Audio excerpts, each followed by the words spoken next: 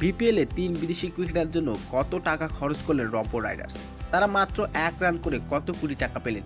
দর্শক, বিস্তারিত থাকছে ভিডিওর প্রতিবেদনে। বিপিএল এলিমিনেটেড ম্যাচে খুলনা টাইগার্সের বিপক্ষে রংপুর রাইডার্সের পরিসংখ্যান ছিল হতাশজনক। মাত্র ২৫ বলে ১২ রান ছিল রংপুর রাইডার্সের ৩ বিদেশি জেমস ভিশন, ডেভিড এবং আন্ডার রাসেল সম্মিলিত পারফরমেন্স। ভিনসেন্ট ৭ বলে ১ রান, ডেভিড ৯ বলে 7 রান, রাসেল ৯ বলে ৪ রান ছিল। এই ৩ বিদেশি খেলোয়াড়কে নিয়ে রংপুর রাইডার্স যে খরচ করেছে যা প্রায় ছিল বিপুল পরিমাণের টাকা, $১,০০,০০০, যা বাংলাদেশের মুদ্রায় প্রায় ১,২৪,০০,০০০ টাকা। তবে তাদের পারফরমেন্স ছিল প্রত্যাশিতর মতো পুরোপুরি ব্যর্থ।